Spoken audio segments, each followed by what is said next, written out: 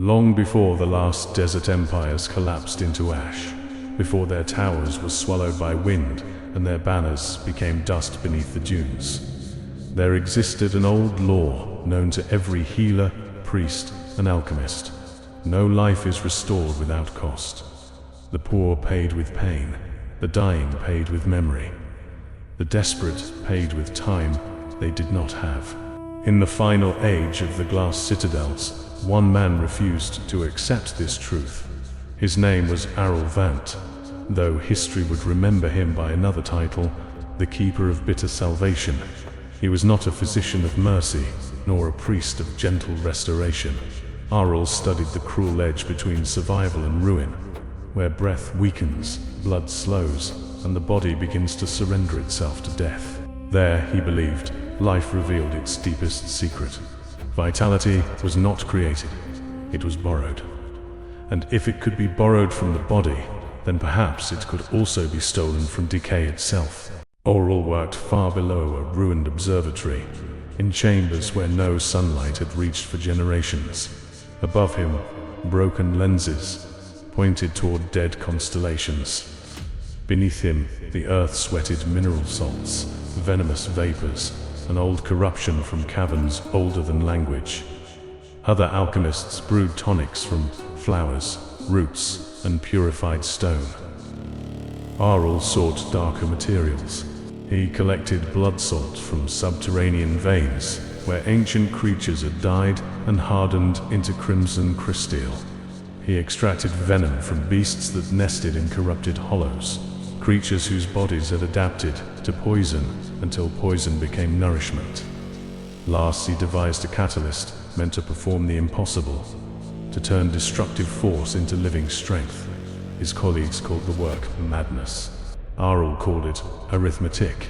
If pain could weaken the body, then pain carried force. If corruption could destroy flesh, then corruption touched the machinery of life. If death could take vitality away, then death knew where vitality was hidden.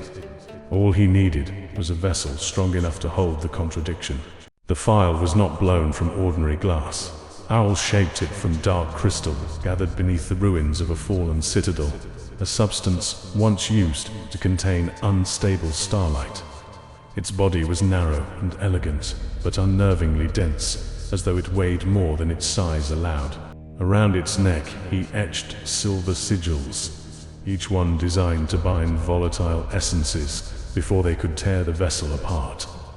Fine metallic veins ran across the glass like frozen lightning, sealing the artifact against pressure, heat, venom, and spiritual collapse. When the crimson elixir was poured inside, the phial seemed to awaken. The liquid did not rest. It folded inward, swelled against itself, and pulsed in slow, silent rhythms like a heart refusing death. Sometimes it shone bright scarlet. Sometimes it darkened almost to black. Those who stared too long into it claimed they saw wounds closing in reverse, bones unbreaking, blood returning to opened veins. Aurel named it the Crimson Covenant Phial.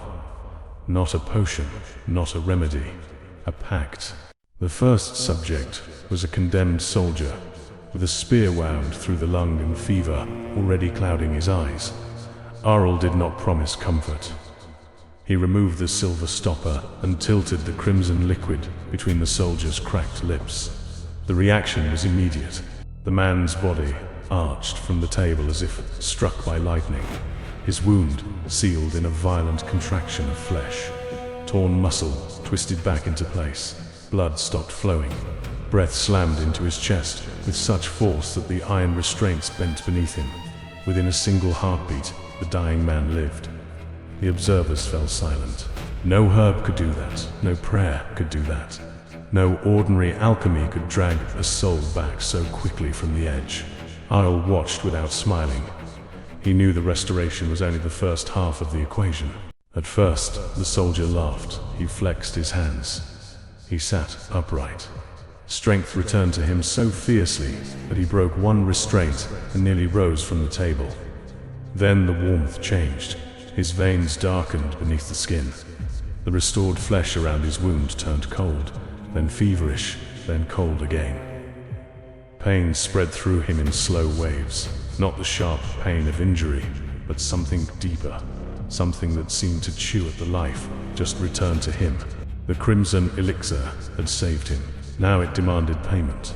The same force that sealed his wounds had pulled corruption inward, drawing hostile energy into his blood like a storm through an open gate. His heart fought it, his lungs fought it. Every muscle trembled as if his body had become a battlefield between renewal and decay. For hours he survived. By dawn, the corruption faded. The man lived, but he never again forgot the sensation. When asked what the elixir felt like, he answered only, "It was death forced to serve life." Aurel recorded the words carefully. The phial had worked. News of the artifact spread first through whispers, then through battlefields. Warriors came to Aurel's hidden laboratory with ruined limbs, punctured lungs, broken ribs, and wounds no healer would touch.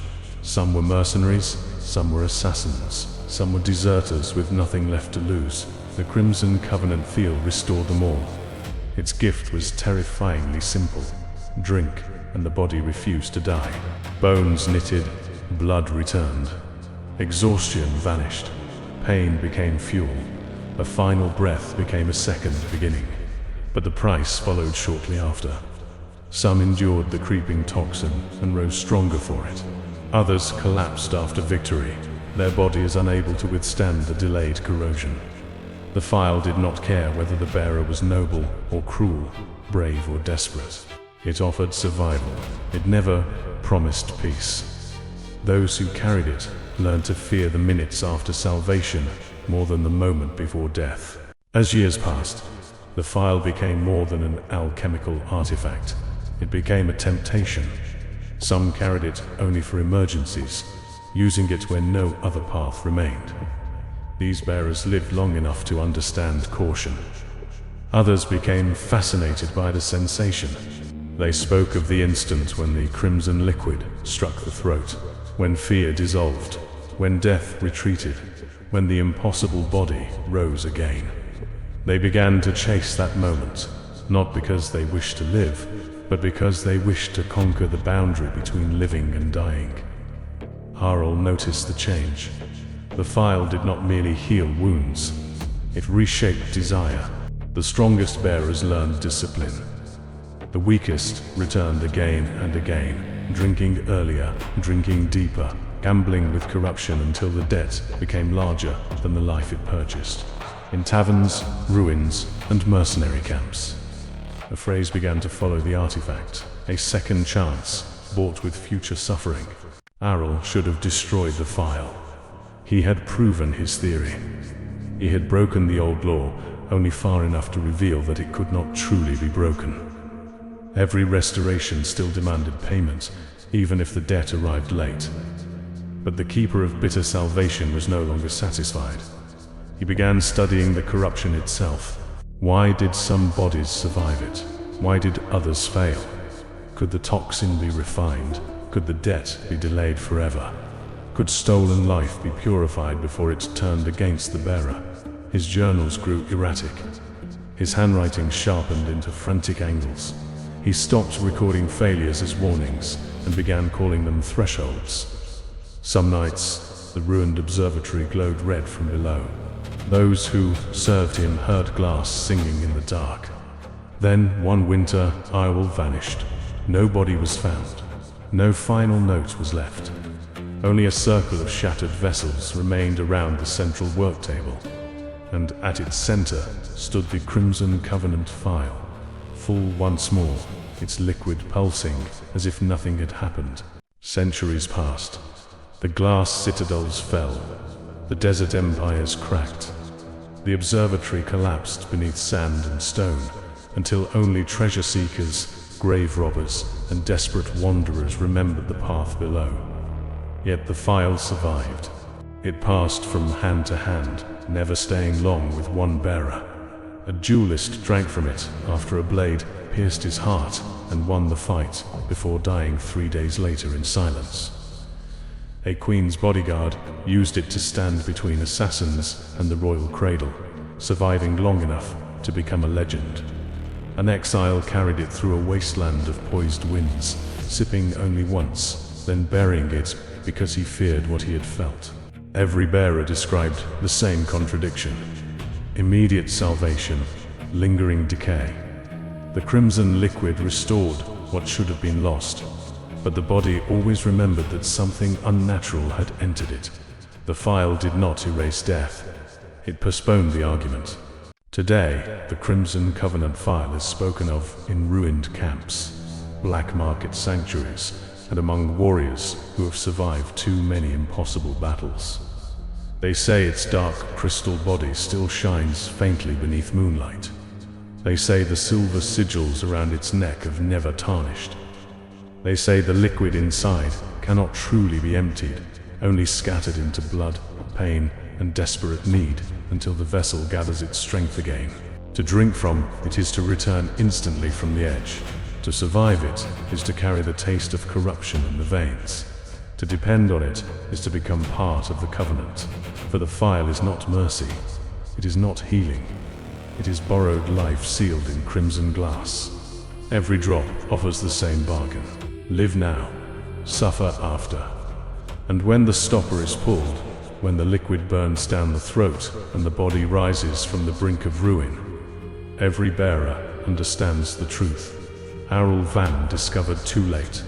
Power is never free. The phial does not save life, it lends it, and the debt always comes due.